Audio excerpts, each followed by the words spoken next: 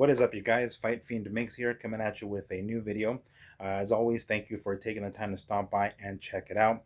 If you're here for the first time, welcome to my channel. If you're coming back, welcome back, and thank you for coming back. Before I get started, guys, I want to say I'm sorry I wasn't able to post a video last week.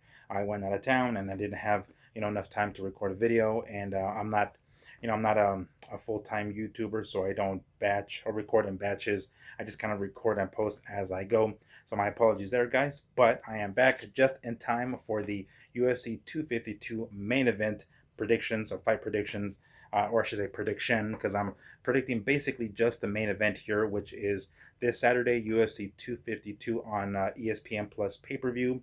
Stipe Miocic versus Daniel Cormier 3 for the UFC Heavyweight Championship of the world, or the title of the baddest man on the planet. So let's go ahead and get started. As I've done before, when I do fight predictions, I like to take a look at each fighter's last three fights. There's a saying in the fight game that says, a fighter is only as good as their last fight. Because we're talking about MMA and not boxing, MMA is a little bit more unpredictable. So I don't like to take a look at just a fighter's last fight, but rather their last three fights. So that's what we're going to do here. I have my computer or my laptop here to my left. We're going to start with the challenger, which is something you don't hear too often. Daniel Cormier. He is the former light heavyweight and heavyweight, the first, or one of the first handful of champs, simultaneous champs. We're going to start with his last three fights. Last one being the loss to Stipe Miocic in the rematch. Prior to that is Derek Lewis, and then the first Stipe Miocic fight. So going back to that first Stipe fight, this was UFC 226 back in July of 2018. He won. He won by punches. It was a TKO basically, or KO. They consider it KO. This was towards the very end of the first round. And then that was a KO victory. That's where he won his UFC heavyweight championship. After that came Derek Lewis, which was also a victory. This was a rear naked choke. If I'm not mistaken, this was in the second round of their bout. What can we say about Derek Lewis? As a matter of fact, we just saw him last weekend come up with a pretty solid victory. So, against Alexei Olenek. So, he's making a comeback, right? But back then he was a little bit heavier and he wasn't exactly the beast that we have now. So, Daniel was able to take him pretty easily. He was able to take him down and tire him out and choke him in the second round. And then the most recent fight that Daniel has had was the loss to Stipe Miocic in their rematch. This was August 17th of 2019. That was a TKO loss. So to kind of analyze these here real quick, that first fight with Stipe, which was last 2018, that first round, it ended at the end of the first round, but that first round was actually pretty close. They both weren't really too active, but it looked like it was pretty even up until that KO, that right hand, because it looked like they got into like a little bit of a clinch, and Daniel Cormier kind of separated the clinch, or disengaged, and threw a right hand that was a little sneaky, and it caught Stipe, and Stipe went down, and that's where Daniel went in for the finish. Now, I actually attended that fight live. As a matter of fact, there's a poster there behind me. That the fight that I went to, it was in Vegas, as a matter of fact, here where I'm located. And I actually had that first fight, or that first round of the first fight, going to Stipe up until that knockout. But of course, everything is wiped clean with that knockout, so nothing came there. But I do feel that Stipe was kind of had a little bit of the upper hand, just slightly, in that first round before the knockout. All right, going to the next fight, Derek Lewis. What hasn't already been said. I just kind of briefly touched on that. It wasn't. I don't remember if the fight was, or if Derek Lewis was put in there kind of like as a replacement. It might have been. I don't recall specifically, but Derek Lewis just was not ready for a championship caliber fight. Let's be real here. And Daniel was able to pretty much take him down, tire him out, and get a choke, rear naked choke in the second round. We didn't really learn too much from Daniel there. Other than he's able to get the job done when needed. He knew it wasn't a good idea to stand up and trade with Derek Lewis, so he didn't. So he took him down and tired him out. Then the most recent fight is that the second of the rematch with Stipe Miocic, where he lost the heavyweight title. Now, before I get into that fight, I'm gonna hop over to Stipe Miocic real quick and take a look at his last three fights, because their most recent fight is with each other. So we're looking at Stipe Miocic, his last fight. As a matter of fact, the last two fights with Daniel Cormier. The most recent one is when he regained the UFC Heavyweight Championship. The one before that was when he lost the aforementioned first round TKO or KO. And then before that was Francis Ngannou, which that one's a very intriguing fight. We're going to start with that one first. So going into that fight, a lot of people expected Francis to pretty much mop the floor with Stipe. They figured his hands were just too heavy. He was going to land that right hand as he has before and has since. And we were expecting really him to be the next UFC heavyweight champion. Well, it didn't turn out that way. Stipe came in pretty smart, pretty intelligent. He knew that he needed to take Francis into the deep waters. This was a championship fight, so he wanted to take him into the third, fourth, and fifth round. Which prior to that time, I don't believe Francis had gone that far into his UFC career. So he was able to pretty much do that. He was now. I rewatched some of these fights actually. When I do these predictions, I try to rewatch some of the recent fights, and that fight. He took some pretty hard shots, and I was actually pretty surprised that Stipe was able to take these shots because, Francis is who he is, and he's got that heavy right hand and the left for that matter. Basically, any punch he lands on you, he can take you out with either hand, right? So I was pretty impressed with Stipe's chin. He was able to not only take his shots, but also land his own, and he went to his wrestling there because he does have a wrestling background as well. Stipe, I'm talking about. So he was able to take Francis down, wrestle him, get him tired, and pretty much grind it out for the full 5 rounds. Excuse me.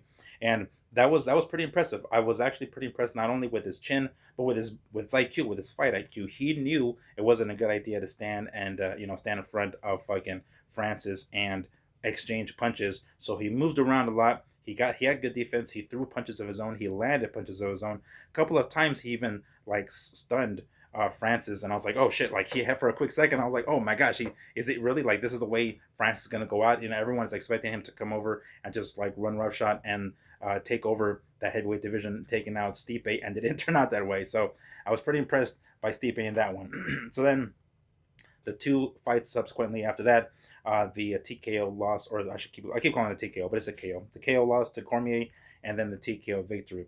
So let's touch on that most recent fight because I was watching it recently, as I mentioned. I try to rewatch these fights, and I kind of get this sense from their trilogy.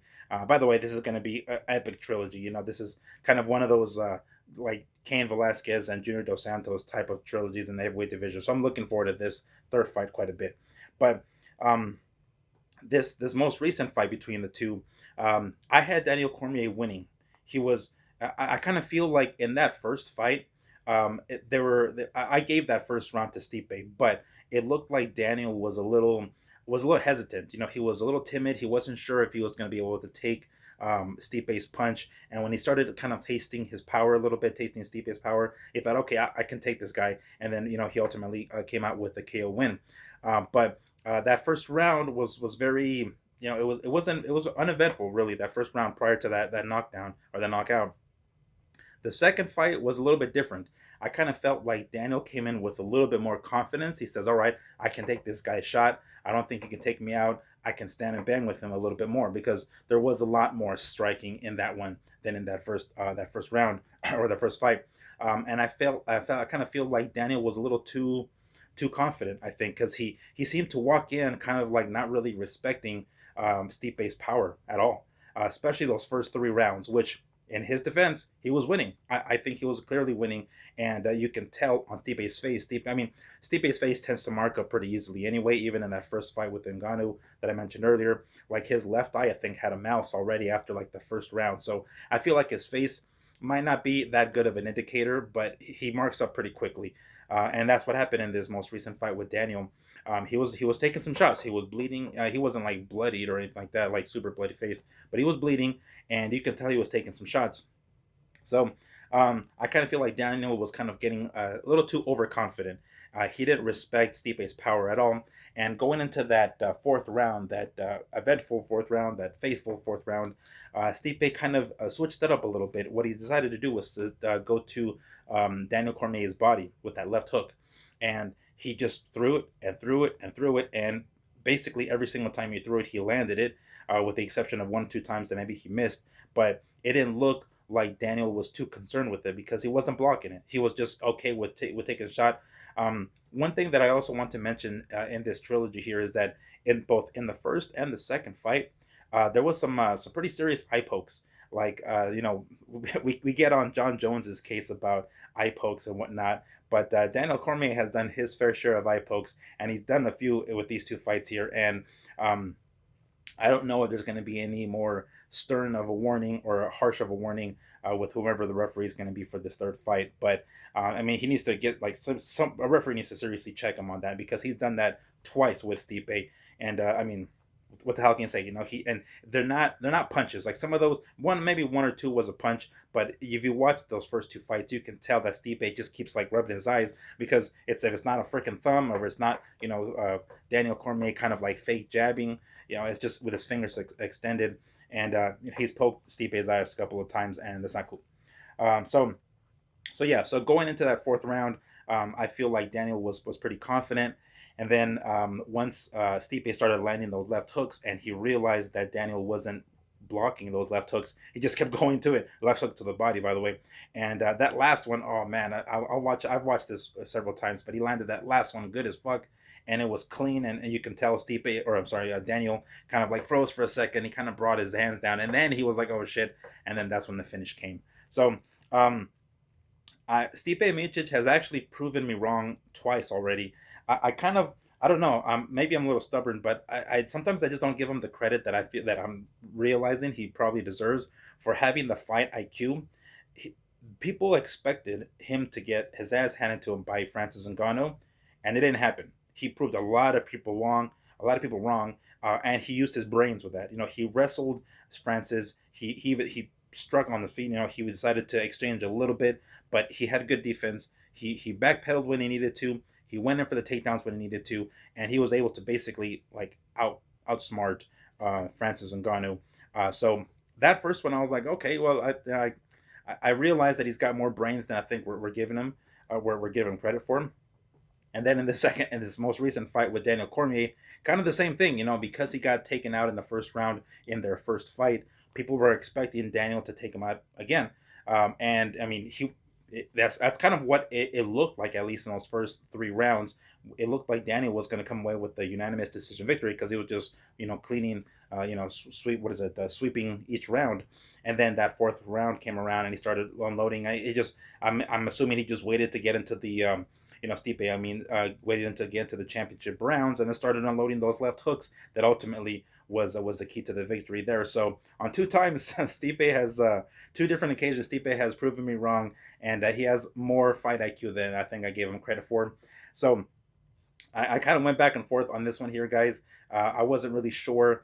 The inactivity I feel is going to affect these guys. Has been a full year. These guys aren't exactly spring chickens. I don't know what a full year off is going to bring.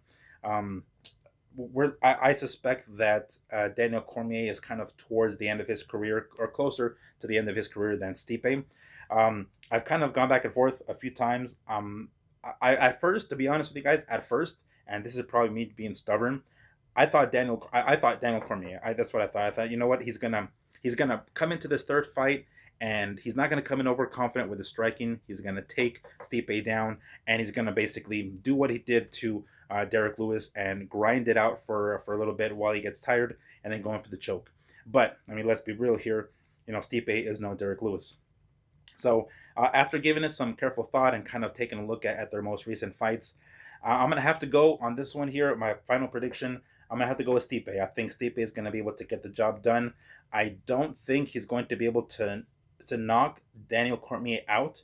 I think it's going to be a unanimous decision. I think he's going to be able to take Cormier on the feet.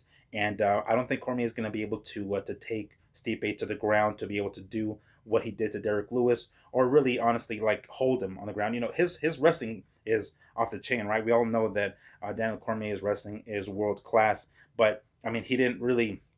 Could it be that he was just overconfident and decided to stay on the feet against Stipe because he didn't really use it too much in those fights, in those first 2 fights? Maybe he's gonna come in a little bit more, cautious and want to take the fight to the ground. At that point, maybe Stipe is already going to be ready for it. Maybe he's going to have an uppercut ready for it or a knee ready for it. Um, I don't know. I'm not sure if Stipe is going to be able to take Daniel Cormier out, but I do think he's going to win. So I'm going to go with that final prediction there, guys. It's going to be Stipe Miocic by unanimous decision, 5 rounds. I don't think the fight is going to end before that final bell. So yeah, that's going to be my final decision. And more often than not, I don't like to predict like the whole fight cards. I generally like to do just the main events, and I don't like to make super long videos. So this probably is already going a lot longer than I would like.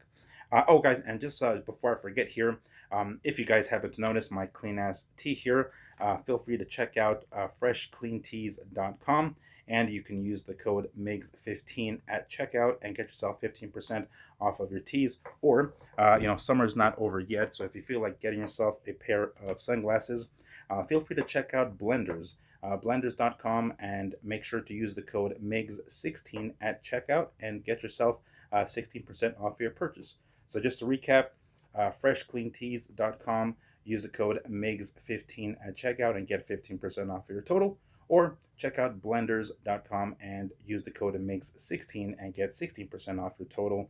How about that? You are welcome. I guess you could say things are getting pretty serious.